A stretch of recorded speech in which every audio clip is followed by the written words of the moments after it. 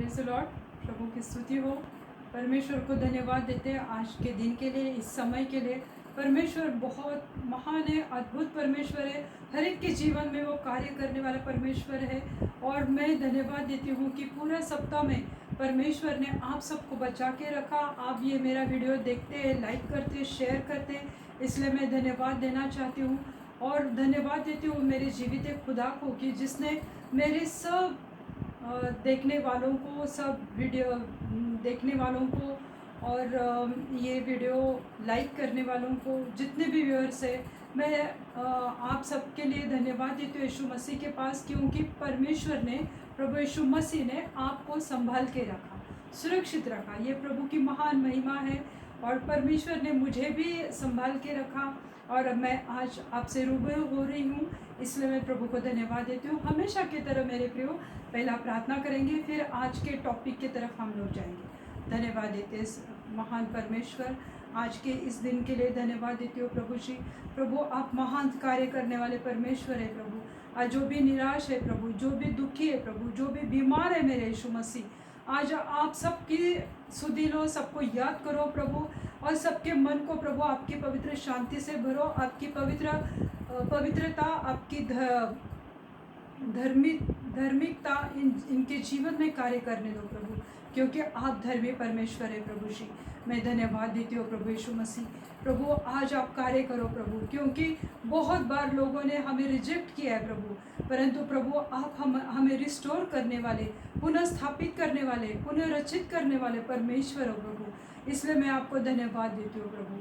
आगे का समय प्रभु मैं आपके पवित्र हाथ में देती हूँ। जितने भी सुन रहे प्रभु, उनको आखिर तक ये वचन सुनने की उनके ऊपर ग्रेस करो, कृपा करो, और ये वचन के द्वारा प्रभु आप उनके जीवन में बहुत अच्छे काम करो, और ये वचन उनके जीवन में 100 गुना फल लेकर आए। धन्यवाद देती हूँ प्रभु यीशु मसीह। सब विनती मेरे प्यारे यीशु मसीह के पवित्र और जलाली नाम से मांगती हूँ, आप इसे सुनिए और दया से कबूल कीजिए। आमीन। बहुत बार ऐसा होता है कि लोग हमारे बारे में बिना वजह बात करते हैं, हमारी निंदा करते हैं, हमारे पीठ पीछे हमारी खिल्ली उड़ाते हैं, हमें हंसते हैं, हमें डोमिनेट करने की वो लोग कोशिश करते हैं। और मैंने देखा है कि हर एक के जीवन में ये पल आया है, हर एक ने ये चीज़ों को महसूस किया है कि अस्वीकार क्या होता है। अगर कोई हमें रिजेक्ट करता है तो इसका क्या मतलब होता है, कि लोग हमें क्यों रिजेक्ट करते हैं, क्यों हमें वो नापसंद करते हैं। हम तो सबसे बात करना चाहते हैं, पर अचानक लोग हमें देखकर मुंह फेर कर जाते हैं, या वो हमसे बात नहीं करते हैं। और ऐसा देखने से या महसूस करने से एक मन में एक फीलिंग हो जाती है कि अरे लोग मुझे क्यों नहीं पसंद करते हैं। तो rejection is a part of our life. ये हमारे जीवन का एक हिस्सा, एक भाग है कि लोग हमें अस्वीकार करते हैं। लोग किस किस पल में या कब हमें अस्वीकार करते हैं या रिजेक्ट करते हैं, कि जब हमारे स्कूल के फ्रेंड है, कॉलेज के फ्रेंड है, ऑफिस के कलीग्स है, वो हमें अस्वीकार करते हैं, वो हमें रिजेक्ट करते हैं। वो उनके अपने राय रहती है हमारे बारे में, इसलिए वो लोग हमें रिजेक्ट करते हैं। कभी कभी हम वो टास्क तक नहीं पहुंचते जहां तक वो लोग जाने की कोशिश करते हैं, तो इसलिए हमें लोग रिजेक्ट करते हैं, ऑफिस में भी, स्कूल में भी, और चर्चेस में भी, कि ये लोग वहाँ तक नहीं जाते, वो टास्क अचीव नहीं कर पाते, इसलिए लोग हमें रिजेक्ट करते हैं। बहुत बार हम जब अकेले रहते हैं, अलोन रहते हैं या लोनली रहते हैं, उस वक्त हमें वो रिजेक्शन की भावना हमारे मन में आती है कि अरे मेरे साथ कोई नहीं है, मेरे साथ कोई बात नहीं करता है, और मुझे किसी का मैसेज नहीं आता, कोई मुझे कॉल नहीं करता है, कोई मुझे पूछता नहीं है। तो जब हम अकेले में रहते हैं तो हम लोग ये सोचते हैं कि हमें लोगों ने रिजेक्ट किया हुआ है। बहुत बार ऐसा हो जाता है कि हमें किसी पार्टी में या किसी इवेंट में या किसी बड़े, जब उनके घर में कार्यक्रम होते हैं तो हमें वहाँ पे बुलाया नहीं जाता है, और बहुत सारे एक्टिविटीज़ से हमें दूर रखा जाता है। जैसे कि चर्च में कुछ एक्टिविटीज़ होते हैं, कुछ यूथ के एक्टिविटीज़ होते हैं, तो किसी एक को वो लोग कॉर्नर करते हैं, उनसे बात नहीं करते हैं। और अगर ऑफिस की बात करेंगे कि लंच में जा रहे हैं तो वो हम हमें कभी कभी कॉर्नर कर देते हैं, हमें बिना पूछे वो लोग चले जाते हैं, या कभी डिनर है ऑफिस का तो हमें इनवाइट नहीं किया जाता है, या किसी के घर में हाउस ब्लेसिंग का प्रोग्राम है, शादी है, बड़े कुछ अवसर है उनके घर में, तो ऐसे वक्त में वो हमें इनवाइट नहीं करते। ऐसे खास मौक़ों पर, जैसे उनके जीवन में खास मौके रहते, सबको बुलाएंगे पर वो किसी किसी लोगों को टाल देते हैं, उन्हें वो वहाँ पे नहीं बुलाते हैं। और जब हम देखते हैं कि हमें ऐसा लगता है कि हम कठिन समय से जा रहे, हम किसी बीमारी से जूझ रहे, और हमारे पड़ोसी, हमारे रिश्तेदार, हमारे फ्रेंड्स हमें अगर पूछते नहीं हैं, तो हमें उस वक्त रिजेक्शन की भावना हमारे मन में आती है कि अरे हमने इनके लिए तो बहुत कुछ किया है, पर ये लोग हमें नहीं पूछते। जब हम कठिन समय से, दौर से गुजरते हैं, तो वो लोग हमें उस समय रिजेक्ट कर देते हैं। और एक रिजेक्शन की बात है कि जब एक के बाद चीज़ें हमारे लिए हमारे खिलाफ हो जाती है, मतलब एक प्रॉब्लम ख़त्म हुई तो दूसरी प्रॉब्लम आती है, दूसरी प्रॉब्लम ख़त्म हुई तो तीसरी प्रॉब्लम आती है, तो ये एक के बाद एक चीज़ें गलत होती रहती है। तो हमें लगता है क्या प्रभु ने हमें छोड़ दिया है? ऐसा क्या हुआ है कि हमारे जीवन में एक के बाद एक कभी बीमारी आती है, कभी घर की प्रॉब्लम रहती है, कभी हमारे रेंट का घर का वो टाइम ख़त्म हो जाता है, कभी पेमेंट देर से आती है, कभी कर्ज़ों का बोझा चलता है, कभी फैमिलीज़ में प्रॉब्लम आती है। तो मतलब एक प्रॉब्लम ख़त्म होने के बाद दूसरी प्रॉब्लम सर उठाती है, तो हमें ऐसा लगता है कि क्या हमें प्रभु ने छोड़ दिया है। और कभी कभी ऐसा लगता है कि लोग हमें ज़्यादा मोटे समझते हैं, हमें बदसूरत समझते हैं, या हमें डम समझते हैं कि अरे ये तो, इन्हें तो कोई अक्ल नहीं है, ये तो बुद्धू है, इस तरह से लोग हमें समझते हैं।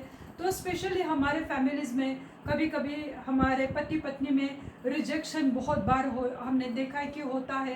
कभी पति पत्नी को डम समझता है, या पत्नी अपने पति को डम समझती है, पागल समझती है, मूर्ख समझते हैं। तो ऐसे रिश्ते घर में होते हैं, फैमिलीज़ एक दूसरे के खिलाफ होते हैं, तो वो उन दोनों में या फैमिलीज़ में वो रिजेक्शन की भावना बहुत बड़ी मात्रा में आ जाती है। तो हमें ऐसा लगता है कि लोग हमें बदसूरत समझते हैं, तो लोग इस तरह से हमें रिजेक्ट करते हैं या हमें अस्वीकार करते हैं। पर मेरे प्रियो, कभी तुमने सोचा है कि लोग तुम्हें क्यों रिजेक्ट करते हैं? क्योंकि वो जानते हैं मेरे प्रियो कि आप उनसे बेहतर हो, क्योंकि तुम उनसे बेहतर हो, इसलिए वो लोग तुम्हें रिजेक्ट करते हैं। उन्हें पता है कि तुम उनसे ज़्यादा सुंदर हो, उन्हें पता है कि तुम उनसे बेहतर हो, तुम जो लेवल पे है वो लेवल पे वो नहीं आ सकते, इसलिए वो लोग तुम्हें अपने लेवल पे लाना चाहते हैं और तुम्हें रिजेक्ट करते हैं, तुम्हें अस्वीकार करते हैं, और तुम्हें दिखाते कि तुम्हारी जगह हमारे जीवन में कुछ खास मायने नहीं रखती है। तो मतलब वो हमारे लेवल तक नहीं आ सकते, इसलिए वो लोग हमें रिजेक्ट करते हैं मेरे प्रियो। पर क्या परमेश्वर हमारे बारे में क्या सोचता है? परमेश्वर हमारे लिए क्या कहता है? अस्वीकार हमें एक एहसास दिलाता है कि तुम में कोई अच्छी बात नहीं है। लोग हमें ये एहसास दिलाते हैं जब वो अस्वीकार करते हैं या हमें रिजेक्ट करते हैं, तो वो दिखाते हैं कि तुम में कोई अच्छी बात नहीं है। अगर कोई पति अपने पत्नी को अगली समझता है या बदसूरत समझता है, तो वो उसकी सोच है, या पत्नी की वो सोच है कि मेरा पति मेरे काबिल नहीं है। तो ये हर एक की अपनी अपनी सोच है, और जब जो सोच उनकी रहती है उसी रीति से वो रिएक्ट करते हैं। जैसे हम देखते हैं कि उत्पत्ति की किताब में अगर हम देखते हैं, तो वहाँ पे याकूब की जो पत्नी थी लिया, तो याकूब ने हमेशा लिया को रिजेक्ट किया, क्योंकि उसकी पहली पसंद तो राहेल थी, वो उससे प्यार करता था, पर उसकी शादी तो लिया से हो गई थी, और लिया सुंदर नहीं थी, राहेल के जितना वो सुंदर नहीं थी। पर परमेश्वर ने उसके ऊपर एक कृपा की थी कि याकूब के द्वारा उसे हमेशा बच्चे होते रहे। तब उसने हमेशा कहा कि परमेश्वर ने मुझे याद किया, परमेश्वर ने मुझे मेरे पति का प्यार दिया। तो ऐसे ऐसे अलग अलग नाम उसने अपने बच्चों के रखे थे। उससे उसकी भावना व्यक्त होती है कि वो किस तरह से रिजेक्शन महसूस कर रही थी, और वो दर्द उसका छलकता था। पर वो याकूब तो राहिल से प्यार करता था। तो इस रीति से याकूब के द्वारा, अपने पति के द्वारा लिया का रिजेक्शन हुआ था। अगर हम याकूब का बेटा जो राहेल और याकूब का बेटा था यूसुफ, उसके बारे में देखते हैं तो याकूब ने हमेशा अपने बेटे यूसुफ से प्रेम किया था, क्योंकि यूसुफ सब बेटों में अच्छा था। वो राहेल का बेटा था, इसलिए वो उससे ज़्यादा प्यार करता था और हमेशा उसकी बात सुनता था। तो ये जो बाकी के जो बच्चे थे, जो लिया से पैदा हुए जो बेटे थे, वो उन्होंने हमेशा यूसुफ से नफरत की, हमेशा उन्होंने यूसुफ को मारने की कोशिश की और एक दिन उन्होंने यूसुफ को गड्ढे में डाला। मेरे प्रियो, जब भी हमें लोग गड्ढे में डालने की कोशिश करते हैं या हमें नीचा दिखाने की कोशिश करते हैं, हमारे पीठ पीछे वो बातें करते हैं, तो मेरे प्रियो वो इतना बड़ा प्रेशर हमारे ऊपर डालते हैं, दबाव डालते हैं, हमें गड्ढे में डालने की कोशिश करते हैं। पर मेरा जीवित खुदा प्रभु यीशु मसीह उस वक्त हमें ऊपर उठाने की कोशिश करता है। ये भाइयों ने तो उसे यूसुफ को गड्ढे में डाला, पर परमेश्वर ने वहाँ से उसको बाहर निकाला। तो ये भाइयों ने उसको बेच दिया। अगर ये भाई उसके खिलाफ न होते थे, उसके ऊपर जुल्म नहीं करते थे या उसको बेचते नहीं थे, तो मेरे प्रियो यूसुफ मिस्र का प्रधानमंत्री नहीं बन पाता था। तो बहुत बार ये जो रिजेक्शन है हमेशा हमारे लिए बुरा ही नहीं रहता है। बहुत बार ये रिजेक्शन से हमारी प्रोग्रेस होती है, हमें परमेश्वर ऊंचे स्थान पर लेकर जाता है जब लोग हमें रिजेक्ट करते हैं, जब लोग हमें अस्वीकार करते हैं। देखिए, परमेश्वर प्रभु यीशु मसीह हमारे बारे में क्या सोचता है, वो हमें अपनी आँख की पुतली समझता है। ये आँख की जो ये आई बॉल है, तो वो अंदर है ना, ये बाहर सॉकेट के अंदर हमारे आँख को प्रभु ने फिट किया। जब भी हम गिरते हैं या हमें कुछ मार लगता है तो वो यहाँ एब्रोस के ऊपर या फोरहेड पे या चिक बोन पे होता है, पर डायरेक्ट हमारे आँख पर नहीं होता है। तो इसलिए परमेश्वर ने हमारे आँख की रचना इस तरह की है। तो परमेश्वर हमारे आँखों को इतना संभाल के रखता है। तो प्रभु कहता है कि तुम मेरे आँखों की पुतली हो। इस रीति से परमेश्वर हमें समझता है। प्रभु सोचता है कि हम एक विक्टोरियस है, हम एक विजयशाली परमेश्वर है। प्रभु हमें समझता है कि हम we are more than conquerors, हम विजयशाली है। प्रभु हमारे लिए सोचता है कि हम जयवंत से भी बढ़कर है। तो मतलब मोर देन कॉन्करर प्रभु हमें समझता है। प्रभु हमसे प्रेम करता है, वो हमें बिलवड समझता है, अपना प्रिय प्रभु हमें समझता है। लोग हमें यूजलेस समझते हैं, क्योंकि वो यूजलेस हमें कभी कभी समझते हैं, इसलिए वो हमें रिजेक्ट करते हैं। पर परमेश्वर प्रभु यीशु हमें यूजफुल कहता है, क्योंकि हम उसके चुने हुए पात्र है, बर्तन है, जिसे वो यूज़ करना चाहता है। तो ऐसा कभी मत सोचो कि मैं यूजलेस हूँ। फिर परमेश्वर हमारे लिए सोचता है कि हम we are chosen, we are the chosen one और वी आर चोजन वेसल। हम उसके चुने हुए पात्र है, उसने हमें चुना हुआ है। फिर वो हमें ब्लेमलेस कहता है, यानी दोष रहित।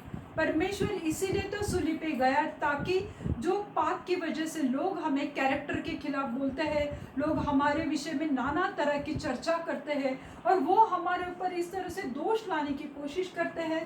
पर इसीलिए तो मेरे प्रियो, परमेश्वर पापी लोगों के लिए तो सूली पे गया और उसके पवित्र लहू के द्वारा हम शुद्ध किए गए और हम दोष रहित ब्लेमलेस हो गए हैं। फिर प्रभु हमारे लिए सोचता है कि हम उसके सामने पवित्र ठहराए गए। We are holy before him, we are holy before him, you are holy before him. वो प्रभु के सामने हम पवित्र ठहराए गए हैं। और बहुत बार हमें लगता है कि प्रभु हमें भूल गया है, शायद प्रभु हमसे नाराज़ है, बट नॉन फॉरगॉटन मतलब हम नॉट फॉरगॉटन मतलब तुम्हें वो भूलता नहीं है, वो हमें उसने भूला नहीं। तो परमेश्वर हमारे बारे में यह सोचता है। इसके बहुत सारे रेफरेंसेस है, बहुत सारे वर्सेस है, पर ये इतने वचन मैं अभी नहीं दे पाऊंगी क्योंकि मुझे समय की कमी रहती है प्रियो। तो परमेश्वर कभी मत सोचो कि मैं यूजलेस हूँ, कोई मुझे प्यार नहीं करता, पर प्रभु कहता है you are believer, you are my believer, तुम उसके प्रियजन हो, तुम उसके चुने हुए लोग हो। प्रभु ने तुम्हें ब्लेमलेस किया है, दोष रहित किया है, प्रभु तुम्हें यूजफुल समझता है, और परमेश्वर तुम्हें कहता है कि you are the chosen one, और वो कहता है कि you are more than conqueror. वो हमें जयवंत से भी बढ़कर समझता है मेरे प्रियो। तो आज ये चिंता मत करो कि मेरे पास बीमारी है, मैं आइसोलेट हुआ हूँ और मैं क्वारंटीन होके घर में पड़ा हूँ, मैं किसी से बात नहीं करता हूँ, मैं अकेले हो गई हूँ, मैं डिप्रेशन में आई हूँ। पर मेरे प्रियो याद रखो, जो भी तुम्हारी एंजाइटी है, डिप्रेशन है, डार्कनेस है, तो परमेश्वर ये सिचुएशन में तुम्हें हमेशा के लिए नहीं रखने वाला। ये सिचुएशन तुम्हारे जीवन में हमेशा नहीं रहने वाली। तो इसके लिए हम वी कैन बी एक्सेप्टेड। हमें प्रभु लोग स्वीकार करें या ना करें, पर परमेश्वर ने हमें एक्सेप्ट किया है, चुना हुआ है। यशायाह की किताब 61वां अध्याय और उसकी 7वीं आयत में हम देखते हैं, आइज़ाया 61 वर्स 7 में देखते हैं कि वहाँ पे वचन कहता है कि तुम्हारे नाम धराई के बदले दूना भाग मिलेगा, अनादर के बदले तुम अपने भाग के कारण जय जयकार करोगे, तुम अपने देश में दूने भाग के अधिकारी होंगे और सदा आनंदित बने रहोगे। तुम्हारे नाम धराई मतलब तुम्हारा अनादर या तुम्हारे अपमान के बदले में प्रभु तुम्हें दूना भाग देगा। यानी परमेश्वर तुम्हें तुम्हारे अनादर की या तुम्हारे अपमान का परमेश्वर भरपाई देगा, वो तुम्हें आशीषित करेगा। जितना लोगों ने तुम्हारा अनादर किया है, पर परमेश्वर तुम्हें इतना रिस्पेक्ट देगा, इतना आदर करेगा कि उन्हीं लोगों के सामने परमेश्वर तुम्हें ऊंचे स्थान पे लेके जाएगा। जिन्होंने तुम्हारा अनादर किया है, जिन्होंने तुम्हें रिजेक्ट किया है, उन्हीं लोगों के सामने परमेश्वर तुम्हें ऊंचे मकान पर, ऊंची जगह पे लेके जाएगा। और वो जो तुम्हारा रिजेक्शन है, वो वही चीज़ तुम्हारे उल्लास का कारण बनेगी। और तीसरी बात उसमें लिखा है कि तुम अपने देश में दूने भाग से अधिकारी होंगे। यानी परमेश्वर तुम्हें डबल पोर्शन में आशीषित करेगा। जिस तरह से परमेश्वर ने यूसुफ को मिस्र का प्रधानमंत्री बनाया था, आगे चल के पता नहीं परमेश्वर तुम्हारे जीवन में कितनी बड़ी आशीष लेकर आएगा। क्योंकि ये जो अंधेरा है, ये अंधेरा मेरे प्रियो हमेशा तुम्हारे जीवन में नहीं रहने वाला। और आगे लिखा है कि और सदा आनंदित बने रहोगे। तो परमेश्वर ने आज ये तुम्हें आशीषित दिया है, जिनको भी लोगों ने रिजेक्ट किया है। तो हमारी सब चिंता, डार्कनेस, एंजाइटी या डिप्रेशन उस पर डाल दो। यह बातें सदा के लिए नहीं रहने वाली। हम और एक वचन देखेंगे, दूसरी कोरिन्थी की पत्री उसका 6वां अध्याय और दूसरी आयत में हम देखते हैं, वहाँ पे लिखा है, क्योंकि वो कहता है अपनी प्रसन्नता के समय में मैंने तेरी सुन ली है और उद्धार के दिन में मैंने तेरी सहायता की है। परमेश्वर कहता है कि अपनी प्रसन्नता के दिन में परमेश्वर ने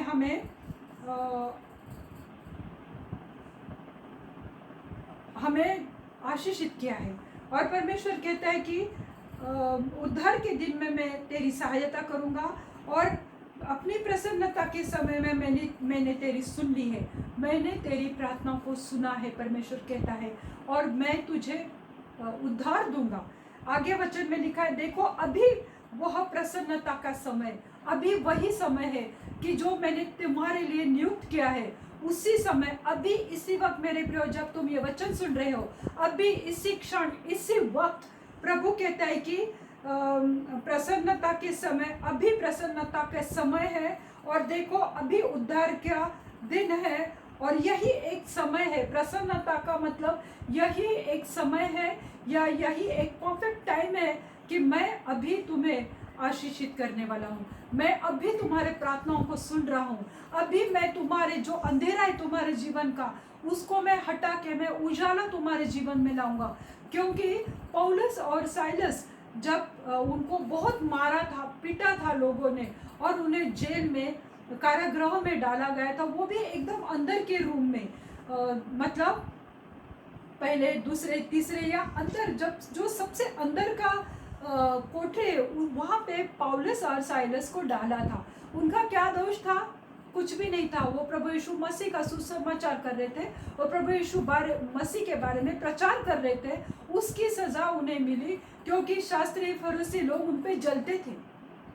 इसलिए उन्होंने प्रभु यीशु मसीह को भी वही किया, वही उनके चेलों के साथ भी करने की कोशिश की।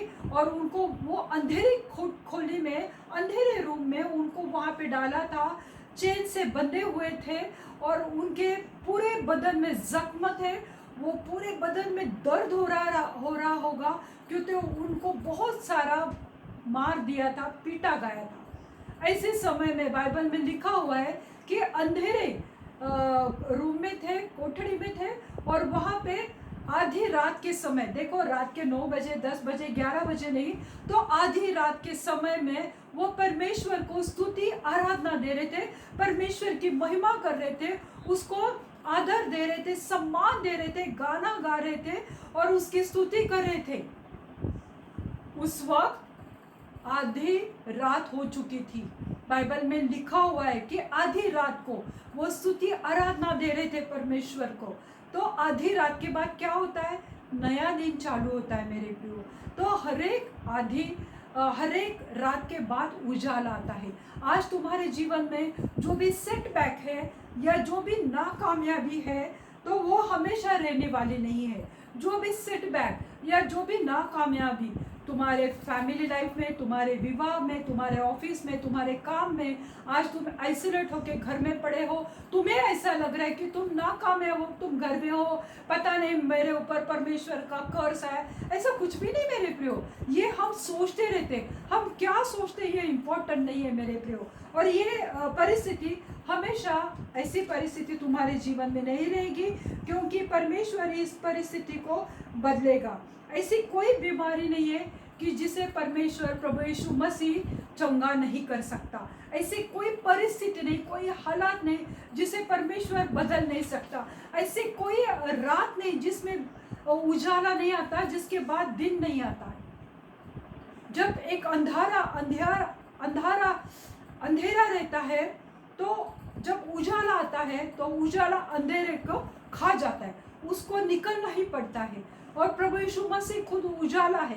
तो जब अंधेरा हमारे जीवन में और वो बहुत समय तक चल रहा है मेरे प्रियो, तो ये मत सोचो कि मेरे जीवन में हमेशा अंधेरा रहेगा, हमेशा मैं बीमार रहूँगा, लोग मर रहे कोरोना वायरस की वजह से इसलिए मैं भी मरूंगा। ऐसा कभी भी नहीं होने वाला है। जब तुम परमेश्वर पे विश्वास करते हो कि एक रात के बाद एक उजाला है, एक दिन आने वाला है, जब अंधेरा बहुत ज़्यादा बढ़ जाता है, तो मेरे प्रियो विश्वास करो कि जब इतना ज़्यादा अंधेरा बढ़ रहा है, तो परमेश्वर तुम्हारे जीवन में एक नया उजाला, नया आशीष लाने वाला है। अंधेरे के बाद सवेरा आता है, और जितना ज़्यादा समय लगता है तुम्हें, अगर वो परिस्थिति में तुम हो, जो परेशानी में से तुम जा रहे हो, जितना ज़्यादा समय लगता है, तो उतनी ही चीज़ें अच्छी होने लगती है मेरे प्रियो। ये मत सोचो कि ये हमेशा मैं ऐसे ही रहूँगी। नहीं नहीं मेरे प्रियो, हमेशा और प्रभु के आशीर्वाद को तैयार रहो। जितना अंधेरा है तुम्हारे जीवन में, जितनी परेशानी है, और जितना तुम ज़्यादा से ज़्यादा हालातों से जा रहे हो, तो परमेश्वर इसके द्वारा तुम्हें ज़्यादा स्ट्रॉन्ग, ज़्यादा मजबूत, ज़्यादा मैच्योर कर रहा है परमेश्वर, और तुम्हें वो आत्मविश्वासी बना रहा है। सेल्फ कॉन्फिडेंस परमेश्वर तुम्हारे अंदर डाल रहा है, क्योंकि जितना समय बढ़ेगा तो परमेश्वर उतना तुम्हें ज़्यादा आशीषित करेगा। निराशा मन को, अंधेरा बहुत, निराश मत हो जाओ। अंधेरा बहुत समय तक नहीं रहने वाला। और परमेश्वर तुम्हें आशीषित करने वाला है। और जितना समय लग रहा है, अगर विवाह में तुम्हें समय लग रहा है, तुम्हें लाइफ पार्टनर मिलने के लिए समय लग रहा है, अगर तुम्हारा बिजनेस अभी बंद पड़ा है, हमें नहीं लगता है कि इसमें कोई होने वाली है अच्छी चीज़ें, या हमें जॉब नहीं है, और जितना समय लगता जा रहा है मेरे प्रियो, पर निराश मत हो जाओ, क्यों तो यही एक चिन्ह है, यही एक साइन है परमेश्वर की तरफ से कि परमेश्वर तुम्हारे जीवन को कुछ तो बड़ा करने वाला है। कुछ तो परमेश्वर आज तुम्हारे जीवन में बड़ा करने वाला है, क्योंकि हमने दूसरे कुरिन्थियों की पत्री में और 6वें अध्याय और दूसरी आयत में हम देखा है कि परमेश्वर कहता है कि अभी इसी समय में मैं तुम्हारे जीवन में कुछ करने जा रहा हूँ, मैं तुम्हारी प्रार्थनाओं को सुनने जा रहा हूँ और मैं तुम्हें आशीषित करने जा रहा हूँ। तो मेरे प्रियो, जब भी हमारे जीवन में ऐसी रिजेक्शन आती है तो निराश मत हो जाओ कि लोग मुझे पसंद नहीं करते। वो तुम्हें इसलिए नहीं पसंद करते क्योंकि वो तुम्हारे ऊपर वो जलते हैं, उनमें जेलसी है, क्योंकि तुम उनसे बेहतर हो। आज प्रभु इसी समय में तुम्हारे लिए कुछ अच्छा करने वाला है। आज तुम आइसोलेट हुए हैं, इसकी वजह से तुम परमेश्वर के पास आ रहे हो। तुम्हें प्रभु ने समय दिया लोगों से अलग थलग होके परमेश्वर को निहारने को, उसका मुख देखने को, उसके वचन पे मनन करने का परमेश्वर ने तुम्हें समय दिया है। अंधेरा हमेशा के लिए नहीं है। आज परमेश्वर नया दिन तुम्हारे जीवन में लाने वाला है। तो मेरे प्रियो, परमेश्वर आज तुम्हें रिस्टोर कर रहा है। परमेश्वर तुम्हारे अंधेरे को हटा के तुम्हारे जीवन में नया दिन लाने वाला है। आज प्रभु तुम्हें नया चंगाई देने वाला है। आज प्रभु तुम्हें अच्छा जॉब देने वाला है। परमेश्वर के ऊपर भरोसा करो, परमेश्वर तुम्हें याद करने वाला है।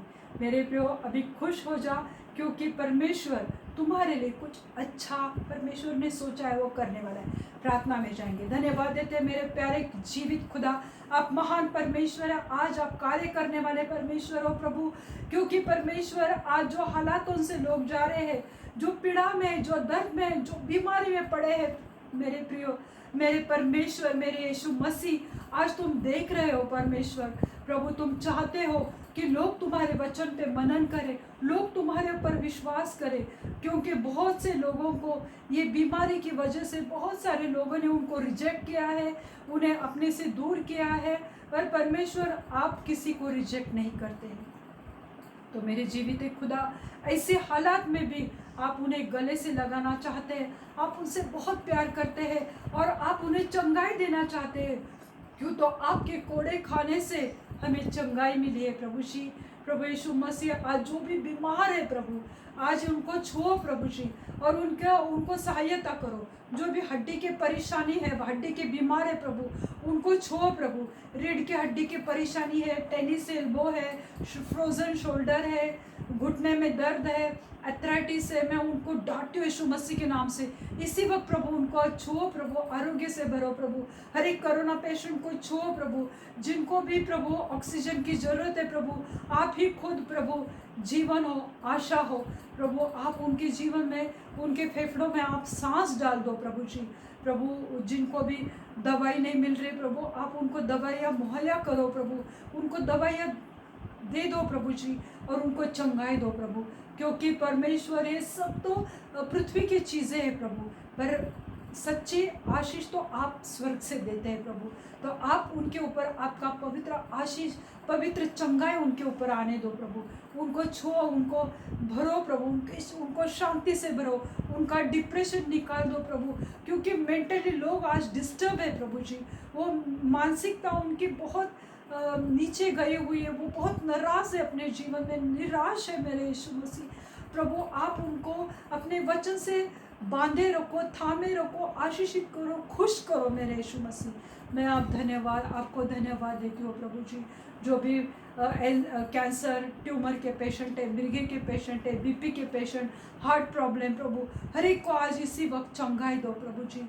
प्रभु जी प्रार्थना करती हूँ प्रभु जी कि जिनके भी थायराइड की परेशानी है प्रभु जी, जिनको भी पेट की समस्या है प्रभु जी, सबको आशीषित करो प्रभु, सबको उनके जीवन में उजाला लाओ, उनके जीवन में एक नया दिन, एक नई आशा उनके जीवन में आप लाओ प्रभु। मैं धन्यवाद देती हूँ जितने लोगों ने आज ये वीडियो देखा है प्रभु, उनको ब्लेस करो, उनको चंगाई दो उनको कोरोना वायरस से आज़ाद कर दो, मेरे देश को आज़ाद कर दो कोरोना वायरस से प्रभु। धन्यवाद देती हूँ प्रभु, ये मैं इसराइल के लिए धन्यवाद देती हूँ।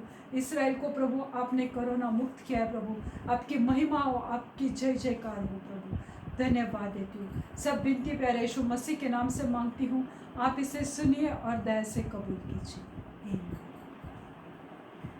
Thank you. आपने ये वीडियो आखिर तक देखा, आप ये वीडियो में शामिल हुए, आपने वचन देखा, इसलिए मैं आपको धन्यवाद देती हूँ कि आपने अपना समय दिया। अगर आपकी कोई परेशानी है, कोई प्रेयर रिक्वेस्ट है, तो आप मुझे यूट्यूब पे लिख सकते हैं। Thank you. God bless you all.